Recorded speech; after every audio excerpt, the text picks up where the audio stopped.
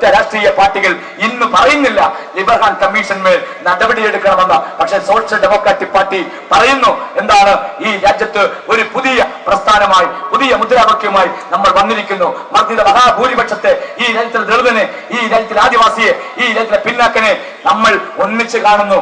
എന്താണ് ഈ രാജ്യത്ത് നമ്മളെ തകർത്തെറിഞ്ഞുകൊണ്ട് മുസ്ലിങ്ങളും പിന്നാക്കരും ദളിതരും ഈ രാജ്യത്തെ വ്യത്യസ്തങ്ങളായി നിർത്തിക്കൊണ്ട് ഇങ്ങനെ സൗജന്യങ്ങൾ കൊടുക്കുക, ഇങ്ങനെ പച്ചിപ്പശുവിനെ കൊടുക്കുക, കോഴിക്കുഞ്ഞിനെ കൊടുക്കുക, ഈ രാജ്യത്ത് ഇങ്ങനെ സച്ചാർ കമ്മീഷൻ ശുപാർശകൾ കാണിക്കുക, ആടിനെ പച്ചില കാണിക്കുന്നത് പോലെ ഇങ്ങനെ സച്ചാർ കമ്മീഷൻ, പാലരി മുഹമ്മദ് കുട്ടി കമ്മീഷൻ ഉണ്ട് എന്നൊക്കെ പറഞ്ഞ് വീശി കാണിക്കുക.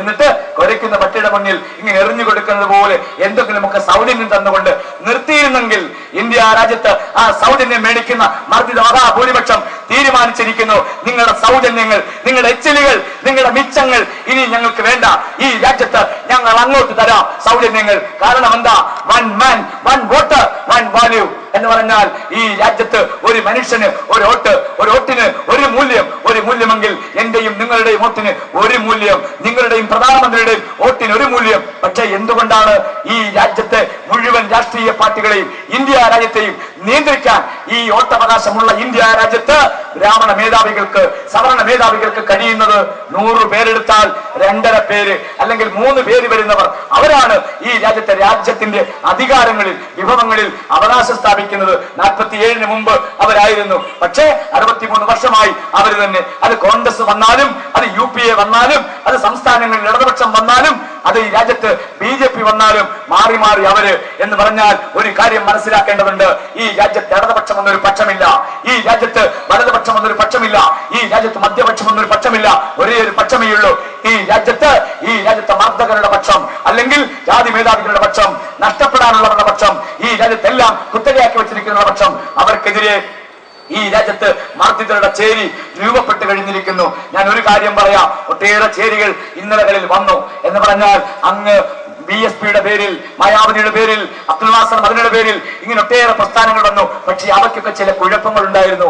എന്താണ്, ചില സംസ്ഥാനങ്ങൾ മാത്രം കേന്ദ്രീകരിച്ചു, അതല്ലെങ്കിൽ കട്ടൗട്ടുകൾ വെച്ചു, എനിക്ക് ശേഷം പ്രളയം എന്ന് പറഞ്ഞുകൊണ്ട് അവർ ഈ രാജ്യത്ത് ചില നേതാക്കളെ ഇങ്ങനെ പ്രതിഷ്ഠിച്ചു. സോഷ്യൽ ഡെമോക്രാറ്റിക് പാർട്ടി അങ്ങനെയല്ല.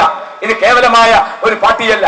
വളരെ 15 വർഷമായി 20 വർഷമായി ഇത്തരം ഒരു പ്രസ്ഥാനത്തെ കാത്തിരുന്ന ഒരു വ്യക്തിയാണ് ഞാൻ. സാന്ദർഭികമായി പറയുന്നു, ഇത്തരം ഒരു വ്യക്തിയെ, ദളിത് മുസ്ലിം യൂണിറ്റി എന്ന് പറയുന്ന, രക്തത്തെ തിരിച്ചറിയുന്ന, മജ്ജയെ തിരിച്ചറിയുന്ന ഒരു വലിയ പ്രസ്ഥാനത്തെ എന്നെ പോലെ കാത്തിരുന്ന 10,000-കണക്കിന് ദളിതർ ഇന്ന് ഈ പ്രസ്ഥാനത്തിന്റെ മെമ്പർഷിപ്പ് എടുത്തുകൊണ്ട് മുന്നോട്ട് വരുന്നു. മറ്റെല്ലാ രാഷ്ട്രീയ പാർട്ടികളും അങ്ങനെയല്ല.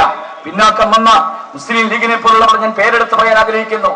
കുഞ്ഞാലിക്കുട്ടി സാഹിബ് കഴിഞ്ഞ മാസം ഇവിടെ കോഴിക്കോട് നിന്നുകൊണ്ട് പറഞ്ഞു, ദളിതരുടെ, പിന്നാക്കരുടെ, മർദ്ദിതരുടെ ചേരി അതിന് നേതൃത്വം കൊടുക്കാൻ മുസ്ലിം ലീഗ് സന്നദ്ധമാണെന്ന്. പക്ഷേ ഞാനൊന്ന് ചോദിക്കട്ടെ, ഇന്ത്യയിൽ കേരളത്തിൽ ദളിതൻ തീവ്രവാദിയാണെന്ന് പറഞ്ഞപ്പോൾ, മുസ്ലിങ്ങൾ ഭീകരവാദിയാണെന്ന് പറഞ്ഞപ്പോൾ, ഈ രാജ്യത്ത് ഒരക്ഷരം മിണ്ടാതെ ഈ രാജ്യത്ത് യജമാനന് പാർസേവ ചെയ്തുകൊണ്ടിരിക്കുകയായിരുന്നില്ലേ കുഞ്ഞാലിക്കുട്ടി സാഹിബെ? നിങ്ങൾക്ക് എങ്ങനെയാണ് ദളിതന്റെ നേതൃത്വം ഏറ്റെടുക്കാൻ കഴിയുന്നത്? ദളിതനെന്ന് വിചാരിക്കണ്ടേ കോഴിക്കുഞ്ഞിനെ ഇങ്ങനെ കുറുക്കന്റെ കാവലേൽപ്പിക്കാൻ പറ്റുമോ? എങ്കിൽ ഞങ്ങൾ പറയുന്നു, നിങ്ങൾക്കും അത് കഴിയില്ല. എന്താണ്, നിങ്ങളിൽ ദളിതരായി ആരെങ്കിലും വന്നാൽ നിങ്ങൾ ചെയ്തതെന്താ? കമ്മ്യൂണിസ്റ്റ് പാർട്ടി ചെയ്യുന്നത് പോലെ. എന്താ കമ്മ്യൂണിസ്റ്റ് പാർട്ടി ചെയ്തത്? കമ്മ്യൂണിസ്റ്റ് പാർട്ടിയിൽ ഇൻകുലാബ് സിന്ദാബാദ് വിളിക്കാൻ, രക്തസാക്ഷിയാകാൻ, ചാവേറുകളാകാൻ, പോസ്റ്റർ ഒട്ടിക്കാൻ, സിന്ദാബാദ് വിളിക്കാൻ, മരിച്ചു വീഴാൻ, കൊല്ലാൻ, ചാകാൻ. പുന്നപ്രയിൽ, ഞാൻ ആലപ്പുഴയിൽ നിന്ന് വരുന്നു, പുന്നപ്രയിൽ മാത്രം 3000-ഓളം രക്തസാക്ഷികൾ, ഈഴവരും തീയരും പുലയരും പറയരും കുറച്ച് പിന്നാക്ക സമൂഹങ്ങളും മുസ്ലിങ്ങളും അപ്പോൾ ഒരു ഈ രാജ്യത്ത് ഇന്ന് അധികാരത്തിൽ ഇരിക്കുന്ന ഒരാൾ പോലും പുന്നപ്രവയലാറിൽ മരിച്ചു വീണില്ല. 1946 ചരിത്രമാണ്. സർസിപ്പിയുടെ പട്ടാളത്തിന് നേരെ വാരിക്കുന്തങ്ങളുമായി, തോക്കിന് നേരെ, തീതുപ്പുന്ന തോക്കിന് നേരെ വാരിക്കുന്തങ്ങളുമായി ചാടി വീണ് ഈ രാജ്യത്തെ വിപ്ലവത്തിന് വേണ്ടി മുന്നോട്ട് വന്ന ഏകദേശം 3000-ലധികം പേർ മരിച്ചു വീണു. പക്ഷെ കമ്മ്യൂണിസ്റ്റ് പാർട്ടിയുടെ AKG സെന്ററിൽ ഇന്ത്യയിലെ വലിയ ചരിത്രകാരന്മാർ ചെന്നിട്ട് ചോദിച്ചു, എന്താണ് ഈ ലിസ്റ്റ് ഒന്ന് തരൂ, 46-ലെ സമരമല്ലേ, അവിടെ മരിച്ചു വീണ രക്തസാക്ഷികളുടെ ഒരു ലിസ്റ്റ്, അവരുടെ ഹിസ്റ്ററി, അവരുടെ അഡ്രസ് ഒന്ന് ചോദിച്ചപ്പോൾ ഒരാളുടെ പേര് പോലും കൊടുക്കാൻ അവർക്ക് കഴിഞ്ഞില്ല. കടൽ കടന്നെത്തിയ ഹെഗലിന്റെ, ഫെയർബാഗിന്റെ, മാർസിന്റെ, എംഗൽസിന്റെ, ചെഗുവേരയുടെ എന്ന് പറഞ്ഞാൽ ലോകത്തിലെ മുഴുവൻ ആൾക്കാരുടെയും തലമുറകളുടെ ചരിത്രം എഴുതി വെച്ചിരിക്കുന്ന AKG സെന്ററിൽ ദളിതനായതുകൊണ്ട്, രക്തസാക്ഷികൾ തീയനായതുകൊണ്ട്, രക്തസാക്ഷികൾ മുസ്ലിം ആയതുകൊണ്ട് ഈ രാജ്യത്ത് അവന്റെ ചരിത്രമില്ല എന്ന് പറഞ്ഞാൽ സ്വാതന്ത്ര്യ സമര പെൻഷൻ പോലും വാങ്ങിക്കുന്നില്ല. ഞാൻ പറഞ്ഞത് അങ്ങനെ ചോരയൊഴുക്കിയ കയ്യൂർ മാത്രമല്ല, പുന്നപ്രയിൽ മാത്രമല്ല, കയ്യൂരും കരിവെള്ളൂരും നിണ്ടൂരും നിലണത്തും ഒഞ്ചിയത്തും മൊറാഴയിലും തേഭാഗയിലും തെലുങ്കാനയിലും ഇൻകുലാം സിന്ദാബാദ് വിളിച്ച രക്തസാക്ഷികളായ നമ്മുടെ പിതാമഹന്മാരുടെ ചങ്കിലെ ചുടുചോര കണ്ടാണ് ഈ പ്രസ്ഥാനം മുന്നോട്ട് വന്നതെങ്കിൽ, ഈ പ്രസ്ഥാനം അധികാരത്തിലേക്ക് വന്നെങ്കിൽ, ഈ പ്രസ്ഥാനം കേരളത്തിൽ 9 പ്രാവശ്യം അധികാരത്തിൽ വന്നപ്പോഴും അവരെന്താ ചെയ്തത്?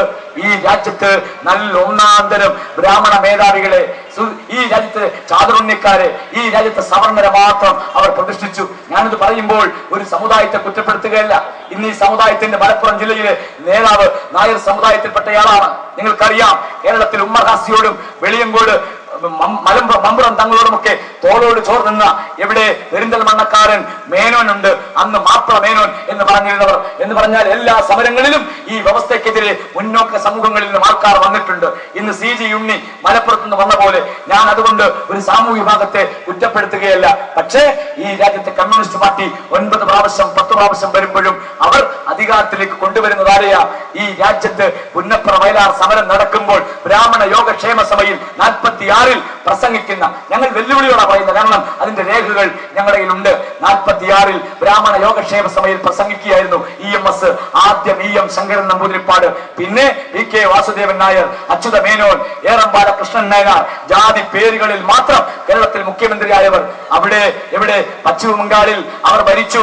68 മുതൽ 67 മുതൽ അവർ ഭരിക്കുന്നു. നല്ല ഒന്നാന്തരം ഈ രാജ്യത്തിലെ വ്യവസ്ഥയുടെ വരേണ്യവൽക്കരെ എന്ന് പറഞ്ഞാൽ ഈ രാജ്യത്ത് അധികാരങ്ങൾ നഷ്ടപ്പെടാനുള്ളവരുടെ ഈ രാജ്യത്തെ കുത്തകളെ അവർ ഏൽപ്പിച്ചു.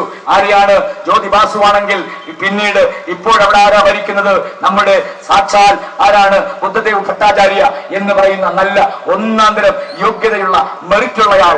ആദിവാസികൾ കൂടുതലുള്ള ത്രിപുരയിൽ അവർക്ക് അധികാരം കിട്ടിയപ്പോൾ അവർ ആരെയാണ് ഏൽപ്പിച്ചത്? നിർമ്മൻ ചക്രവർത്തി എന്ന് പറയുന്ന നല്ല യോഗ്യതയുള്ള മെറിറ്റുള്ള ഈ രാജ്യത്തിലെ ജാതി മേധാവിത്വ ശക്തികളിൽപ്പെട്ട ഒരാളെ ഇന്ന് മണി സർക്കാർ. ഇത് സാന്ദർഭികമായി സംഭവിക്കുന്നതല്ല. ഞാൻ പറഞ്ഞത്, കമ്മ്യൂണിസ്റ്റ് പാർട്ടികൾ ഈ രാജ്യത്ത് ദളിതരെ പിന്നോക്കരെ വഞ്ചിക്കുകയായിരുന്നു. ഈ രാജ്യത്തെ എല്ലാ പാർട്ടികളും നമ്മളെ വഞ്ചിക്കുകയായിരുന്നു. അവരിലേക്ക് ഒരു പിന്നോക്ക ജാതിക്കാരൻ ചെന്നാൽ, ഒരു ആദിവാസി ചെന്നാൽ അവനെ മെമ്പർഷിപ്പ് കൊടുത്ത് ഇന്ന് ഇരുത്തുന്നത് എവിടെയാ? കമ്മ്യൂണിസ്റ്റ് പാർട്ടിയുടെ ഓഫീസിലല്ല. ആദിവാസി ക്ഷേമ സമിതി എന്ന് പറഞ്ഞൊരു തൊഴുത്തുണ്ടാക്കി വെച്ചിട്ടുണ്ട്. ഒരു എഴുത്തില് എന്ന് പറഞ്ഞാൽ നല്ല വീട്ടിലേക്ക് മെമ്പർഷിപ്പ് കൊടുത്ത് തമ്പുരാക്കന്മാരോടൊപ്പം ഇരുത്താൻ പറ്റത്തില്ലല്ലോ, അതുകൊണ്ട് എഴുത്തിലുണ്ടാക്കി വെച്ചിരിക്കുന്നു ആദിവാസി ക്ഷേമ സമിതി.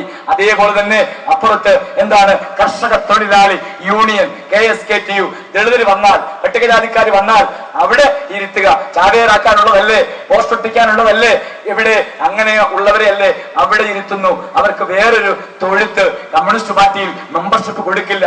നിങ്ങൾക്കറിയാമല്ലോ, വനിതാ സംവരണം എന്ന് പറയുന്ന ഈ രാജ്യത്തിലെ മർദ്ദിതരുടെ പിന്നാക്ക സമൂഹങ്ങൾക്ക് അതിൽ ഉപസംവരണം വേണമെന്ന് പറഞ്ഞുകൊണ്ട് ഇന്ത്യയിൽ രാജ്യസഭയിൽ ബഹളമുണ്ടാക്കിയ 6 MPമാർ ആ ബില്ല് വലിച്ചെറിഞ്ഞുകൊണ്ട് പുറത്തു വന്നപ്പോൾ നിങ്ങൾ മനസ്സിലാക്കണം, സുഷമ സ്വരാജും കാവി കൊടി പിടിച്ചുകൊണ്ട് ഈ രാജ്യത്ത് ഹൈന്ദവ രാഷ്ട്രത്തിന് വേണ്ടി ഗീർവാണ പ്രസംഗം ചെയ്യുന്ന, രഥയാത്രകൾ നടത്തുന്ന നമ്മുടെ സുഷമ സ്വരാജ് എന്ന് പറയുന്ന ആ കാവിക്കൊടിക്കാരിയെ കെട്ടിപ്പിടിച്ചുകൊണ്ട് നിന്നതാരാ?